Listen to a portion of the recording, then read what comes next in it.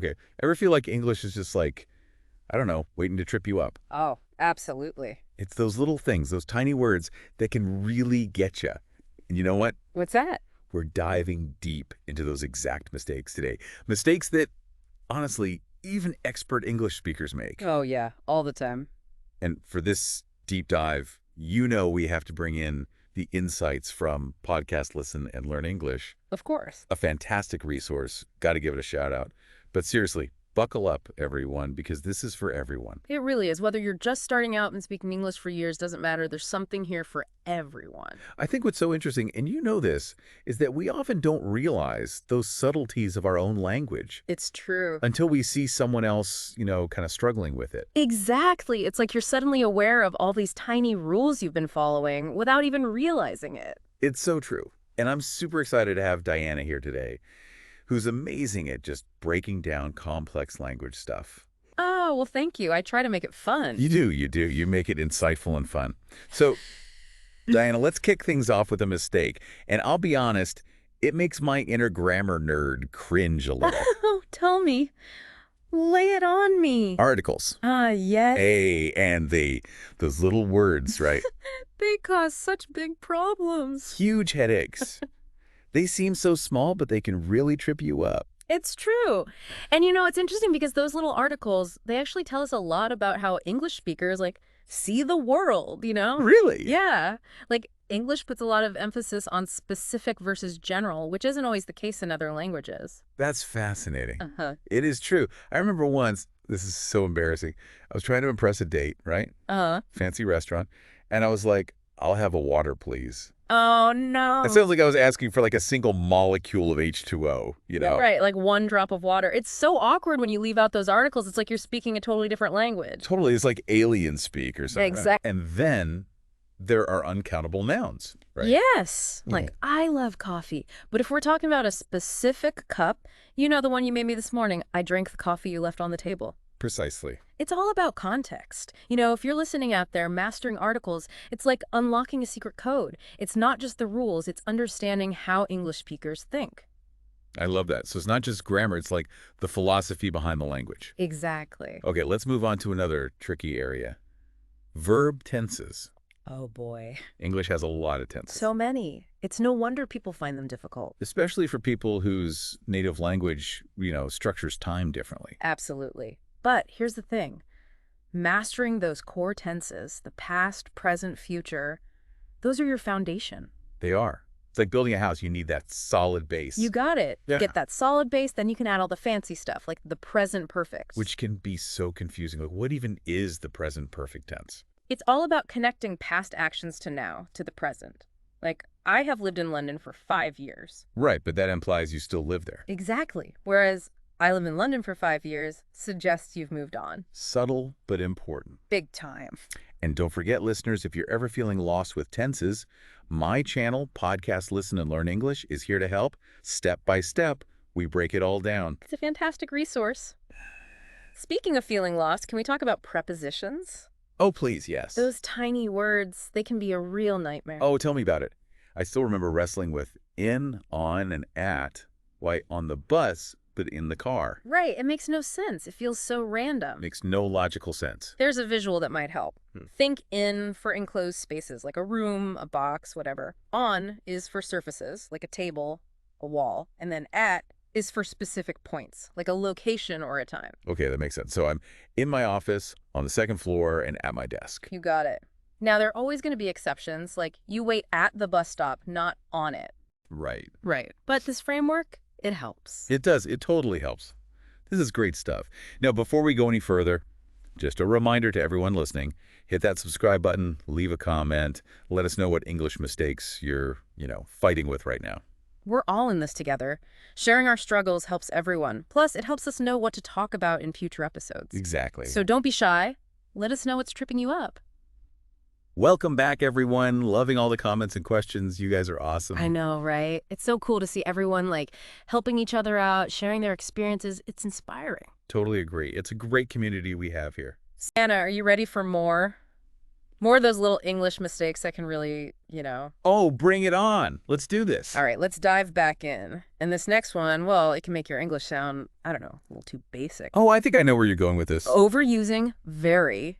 Guilty as charged. It's so easy to do, especially when you're trying to, like, emphasize something. You want to make your point strong. Exactly.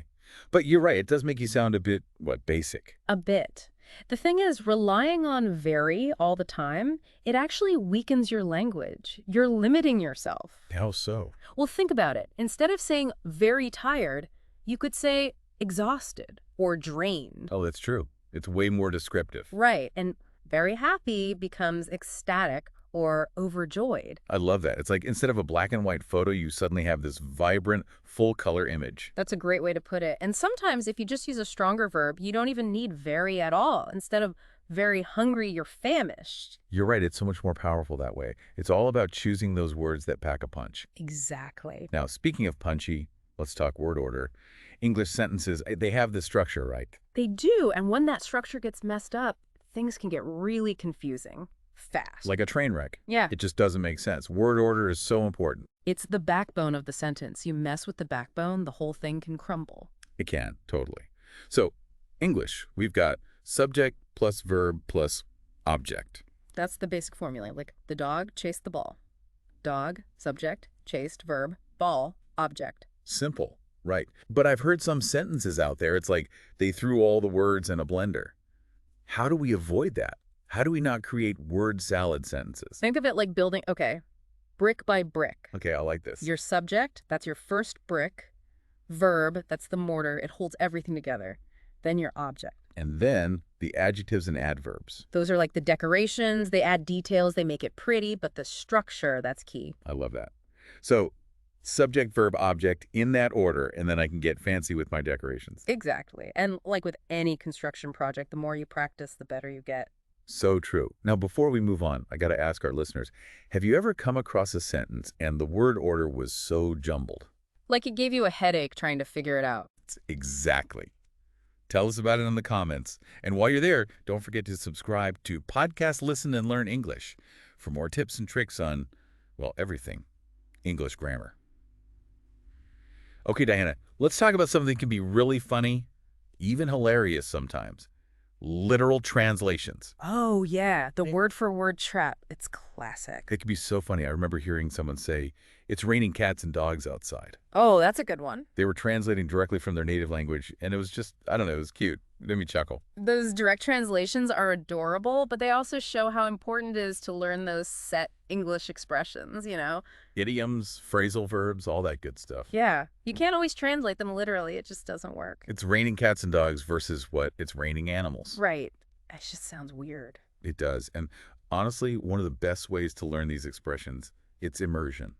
You got to surround yourself with the language. Listen to native speakers, watch movies, read books, pay attention to how they use those expressions. Exactly. And speaking of immersion, let's talk about something that is so crucial but often gets ignored. Pronunciation. You're right. It's essential for fluency. It's like the music of the language. I love that. So how do we improve our pronunciation? What are some tips? One technique that's really helpful is shadowing. Shadowing. Yeah, you listen to a recording and you repeat what you hear. Try to mimic the speaker's pronunciation, their intonation, everything. That's cool. It's like having a pronunciation coach right in your pocket. Exactly. And, use technology to your advantage. Forvo, Google Translate, those are great tools. They are. You can hear the correct pronunciation of words. And listeners, don't forget, Podcast Listen and Learn English has tons of pronunciation tips and exercises. Check it out. Definitely. Okay, before we wrap up this part of our deep dive, let's tackle another mistake that can really hinder your fluency. Double negatives. Oh, those are fun. All right, let's see. I ain't got no time for that. How'd I do? Peak double negative. You nailed it. And, in some dialects or just casual conversation, that might fly. But in standard English, it's a no-go. Right, it's grammatically incorrect. It is. So instead of, I ain't got no time, it's, I don't have any time, or I have no time. One negative at a time. Got it. Keep it clean, keep it clear, one negative per sentence. Double negatives can be sneaky, though. They can, but the more you practice, the better you'll get at catching them, both in your own speaking and in, when you're listening to others. Now, before we move on to the final part of our deep dive, got to hear from you guys. What are some of the pronunciation challenges you've faced? Hit us up in the comments. And hey, if you're enjoying this, give us a like, subscribe to Podcast Listen and Learn English for more language goodness. We'll be back soon with more tips on how to conquer those English errors and boost your fluency. All right, welcome back, everyone, for the final part of our deep dive into, well, you guessed it, common English mistakes. We've talked about those sneaky articles, those tricky verb tenses, but we're not done yet. Not even close. There are a few more we got to cover, and trust me, these are important. They are, and I think our listeners are going to find them super insightful. So, Diana, you mentioned before that confusing similar words, that's a big one for English learners. It is. It's so easy to do. English has so many words that look and sound almost the same, but mean totally different things. Oh, I know what you mean, like it's versus it's, affect versus effect, Yeah. or even there, and there. Exactly. Those are the classic ones. And honestly, those can trip up even native speakers sometimes. I'll admit, I still have to pause and think about those sometimes. It happens. You know, when I was learning English, I used to mix up desert and dessert all the time. Oh, that's a good one. I know, right? I'd be talking about eating like sandy treats after dinner. That's hilarious. It's an easy mistake to make, though. It is. Do you have any tips for remembering the difference between those two? Well, think about it this way. Dessert is the sweet one, the one you want more of. So it has two S's. Oh, that's actually really helpful. I wish I had known that trick back then. It's a good one to remember. Another common mistake I hear is people using the wrong word in a certain context, like using good when they should be using well, Oh, right. Like saying, I did good on the test. instead of I did well on the test. Got it, got it. So what's the rule there? Good is an adjective and well is an adverb. Right, right. So good describes a noun, like a good book. And well describes a verb, like he sings well. Exactly. See, you're getting it. I'm trying. It's amazing how many little rules there are in English. There are a lot. But here's the good news. You don't need to memorize every single one. A lot of times you can figure it out just by paying attention to the context, like what part of speech is needed here, does this sound right, that kind of thing. So it's about developing a feel for the language rather than just memorizing rules. Exactly. It's about getting comfortable with the language, getting a sense of what sounds natural. That makes sense. Which brings us to, I think, the most important mistake people make, and that's skipping listening practice. Oh, I'm a huge believer in listening. I mean, even as a native English speaker, I've noticed such an improvement in my own, fluency, my vocabulary, just from listening more. Podcasts, audiobooks, all of it. It makes a huge difference. I totally agree. Listening is like the secret weapon for language learners. You absorb the rhythms of the language, the intonation, you pick up new words and phrases. It's incredible. It's like immersing yourself in an English-speaking environment, but you don't even have to leave your house. Exactly. And there are so many fun ways to do it. Podcasts like Podcast Listen and Learn English are fantastic, obviously. But you can also listen to music, watch movies and TV shows, even listen to audiobooks while you're working out or commuting. Turn those everyday activities into learning opportunities. Exactly. And don't underestimate the power of subtitles. Oh, good point. If you're watching a movie or TV show, turn on the subtitles. It helps you connect the spoken words with their written form. And don't be afraid to, rewind and listen to something again, especially if it's a bit challenging. Absolutely. Repetition is key. The more you listen, the more your brain will start to pick up the patterns of the language. It becomes more natural. Exactly. Well, Diana, this has been awesome. A deep dive into the world of common English mistakes. And honestly, I feel like we've given our listeners so much to think about, so much to work with. I hope so. It's been a pleasure sharing these insights with everyone. Before we sign off, just want to remind everyone, making mistakes, it's normal. It's part of the process. Yeah. Don't be afraid to make mistakes, learn from them, and keep practicing. Couldn't have said it better myself. And if you're ever feeling stuck, remember, resources like Podcast Listen and Learn English are here to help you along the way. It's a fantastic resource full of helpful tips and tricks. So don't forget to subscribe to my channel, leave a comment below, tell us what your biggest takeaways were from this episode. We love hearing from you. And remember, language learning is a journey, not a destination. Enjoy the ride. Absolutely. Keep exploring, keep learning, and keep having fun with the wonderful world of English. We'll see you next time.